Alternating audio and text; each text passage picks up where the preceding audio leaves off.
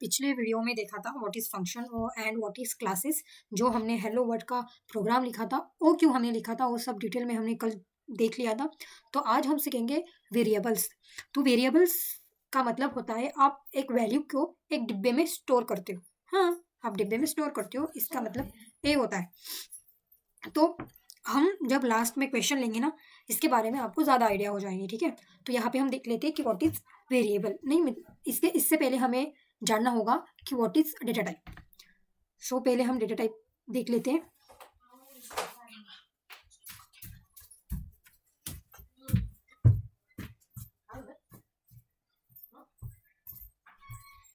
तो आ गए हम यहाँ पे व्हाट इज़ डेटा टाइप पे। तो बेसिकली जो डिब्बा है ना, जिसमें हम वैल्यू को स्टोर कर रहे हैं, वो है हमारा वेरिएबल। वो हम आगे जाके देखेंगे, पहले देख लिए डिटेल में डेटा टाइप क्या होता है। ठीक है, तो डेटा टाइप के टू मेजर टाइप होते हैं, एक होता है प्रिमिटिव और एक होता है नॉन प्रिमिटिव। तो यहाँ पे हम डिटेल में जाके पढ़ लेते हैं। तो ये चार्ट हमें क्लियरली बताता है कि व्हाट इज़ कौन से प्रिमिटिव डेटा टाइप है और कौन से नॉन प्रिमिटिव डेटा टाइप है। तो यहाँ पे प्रिमिटिव डेटा टाइप है बुलियन और कैरेक्टर। यहाँ पे जो प्रिमिटिव मतलब प्रिमिटिव में दो है, और नॉन न्यूमेरिकल टाइप और न्यूमेरिक टाइप। सो और नॉन प्रिमिटिव डेटा टाइप में दो मेजर इन्होंने बता रखा है, एक होता है स्ट्रिंग और एक होता है अरे। सो स्ट्रिंग क्या होता है, स्ट्रिंग में हम डबल कोट में वहाँ पे हमें नेम लिखना पड़ता है, वो भी हमें आगे जाके देखेंगे। और अरे भी अपने आप में कुछ अलग होता है, वो भी हम आगे जाके देखेंगे।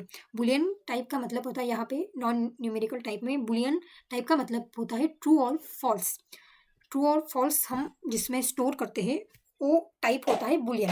और कैरेक्टर हम स्टोर करते होता है कैरेक्टर, वो भी हम डिटेल में पढ़ेंगे। यहाँ पे कुछ ठीक तरीके से समझ नहीं आ रहा होगा। ये भी फ्लोट, हम जब पॉइंट में वैल्यू हमें स्टोर करनी होती है तब हम फ्लोट यूज़ करते हैं। डबल का भी कुछ ऐसा ही मतलब होता है। इंट, हम जब इंटीजर वैल्यू हमें स्टोर करनी होती है तब हम यूज़ करते हैं। तो आगे जाके इसके बारे में जब हम यूज़ करेंगे, जब हम लिखेंगे खुद से, तब हमें ज़्यादा समझ आएगा। देखिए यहाँ पे इन्होंने बहुत अच्छी तरीके से दे रखा है कि साइज़ कितनी होती है इन सब डेटा टाइप की। सो बाइट का हम एग्जांपल ले तो 1 बाइट यूज़ करता है और 8 बिट साइन इंटीजर होता है। बुलियन का ले तो लॉजिकल वैल्यू है और जेवीएम डिपेंड होता है, मतलब टिपिकली 1 बाइट साइज लेता है। यू लॉन्ग का फ्लोट का इंट का ले, इंट हम बहुत ज़्यादा यूज़ करने वाले हैं, तो यहाँ पे 4 बाइट को लेता है साइज मतलब। ठीक है, यहाँ पे उन्होंने दे रखा है कि बुलियन क्या होता है। बुलियन मैंने आपको बताया ट्रू और फॉल्स होता है। बाइट 8 बिट का साइज लेता है और बाइट यूज़ करते हैं हम बाद में। इंट का हम एग्जांपल ले तो इंट मतलब हम इंटीजर वैल्यू स्टोर करने के लिए यूज़ करते हैं।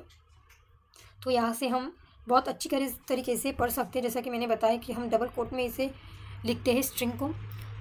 तो ये हमारे डेटा टाइप्स और वेरिएबल के बारे में हम जान लेते हैं अब।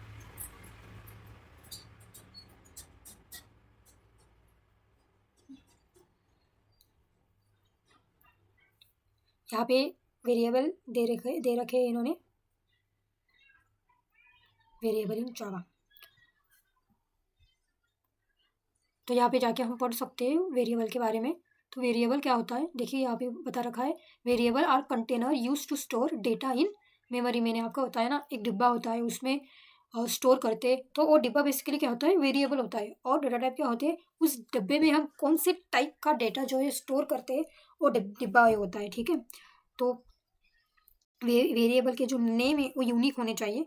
जैसे कि मैं आपको बता देती हूँ, यहाँ पे हमने पहला कोड लिखा जावा का, तो ये जो है पब्लिक स्टैटिक एक कीवर्ड है, तो ये हम एज ए वेरिएबल यूज़ नहीं कर सकते, क्योंकि वो जावा का जो जावा ने उसे रखा है, जावा का राज्य है उस कीवर्ड पे कि नहीं भाई आप इन कीवर्ड को यूज़ नहीं कर सकते, इसके अलावा आप कुछ भी यूज़ कर लो, कुछ भी नेम कर लो, फिर ये नहीं यूज़ करना। तो यहाँ पे वेरिएबल के नाम क्या चाहिए, यूनिक चाहिए। यूनिक आइडेंटिफाई फॉलोइंग जावा नेमिंग रूल के हिसाब से, मतलब रूल है कि वेरिएबल के नाम क्या चाहिए, यूनिक चाहिए। ठीक है,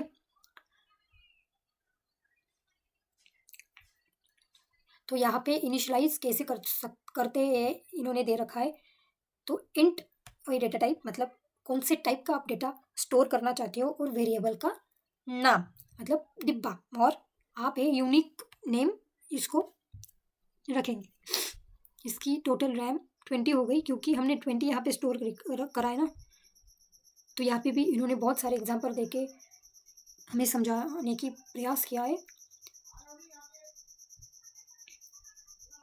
तो यहाँ पे टाइप ऑफ वेरिएबल भी देख लेते हैं क्या है। तो देखिए लोकल वेरिएबल, इंस्टेंट वेरिएबल और स्टैटिक वेरिएबल के बारे में देख रखा है इन्होंने। देखिए चलते क्या है ये, मुझे भी इसके बारे में कुछ पता नहीं है। The variable define within a block और constructor is refer as a local variable. Means देखिए यहाँ पे स्कोप है, और इसके बारे में इसके अंदर इन्होंने वेरिएबल को स्टोर किया है, इसको बोलते हैं लोकल वेरिएबल। यहाँ पे एक लोकल वेरिएबल का पूरा कोड दिया है। इंस्टेंट क्या होता है वो देख लेते हैं। डिक्लेयर इंस्टेंट मतलब यहाँ पे अगर आप क्लास के मतलब फंक्शन के जो बाहर हम वेरिएबल डिक्लेयर करेंगे उसको हम इंस्टेंट बोलेंगे।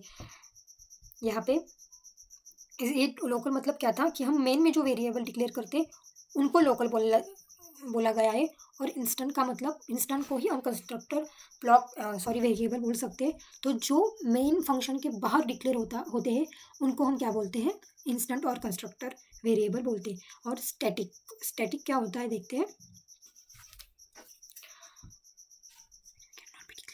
तो मेथड, तो देखिए स्टैटिक वेरिएबल भी फंक्शन के मेथड के अंदर डिक्लेयर नहीं होते, वो होते हैं स्टैटिक। ठीक है, यहाँ पे इन्होंने बहुत अच्छी तरीके से ये जो चार्ट है वो दे दिया है local variable, instant variable, static variable के बारे में। आप यहाँ से बहुत पढ़ सकते हैं, मैंने पढ़ा नहीं है, मैं भी पढ़ूंगी अब। तो चलिए एक क्वेश्चन सॉल्व कर लेते हैं इसके ऊपर, ताकि हमें ज़्यादा क्लैरिटी मिले। तो क्या करते हैं हम, हमारा क्वेश्चन क्या होगा, इसको कर लेते हैं। तो क्या क्वेश्चन है, सम ऑफ 3 नंबर। सो 3 नंबर का सम यहाँ पे हम प्रिंट करके देखते हैं। तो हम पहले क्या करेंगे हम पहले वेरिएबल को डिक्लेयर करते हैं। तो यह हो गया हमारा डेटा टाइप, क्योंकि हम नंबर कर रहे हैं तो नंबर क्या है, इंटीजर है, 3 इंटीजर्स। तो उसको हमें कैलकुलेट सम करना है, तो पहले डिक्लेयर करते हैं। तो num1 उसका वेरिएबल का नाम ले लेते हैं, तो ले लेते हैं 20। उसको एक नीचे कॉपी करके उन्होंने क्या बोला था वेरिएबल में कि आपका वेरिएबल शुड भी क्या डिफरेंट होना चाहिए।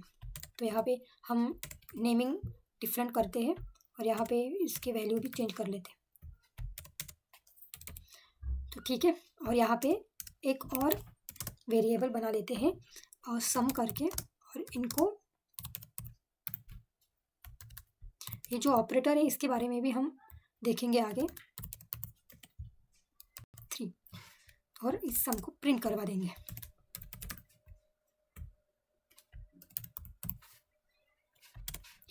तो चलिए देखते हैं। देखिए 88 यहाँ पे एकदम करेक्ट इसने हमें सम करके दिया है। तो ये होता है डेटा टाइप और वेरिएबल। क्या पढ़ा हमने यहाँ कि डिक्लेयर कैसे करते हैं, वेरिएबल क्या होता है, और रैम में ए वैल्यू जाती है जो हमने स्टोर करी है। ठीक है, यहाँ पे अगर हमें फ्लोट का लेना है, मान लीजिए मुझे यहाँ पे 20.89 का जो है सम करवाना है, तो इसके लिए हमें यहाँ पे फ्लोट लिखना होगा। फ्लोट अगर हमने यहाँ लिखा तो ही हम पॉइंट, अगर हमें कुछ वैल्यू सम करवानी तो हम यूज़ कर सकते हैं, नहीं तो यहाँ पे एरर देगा। ठीक है,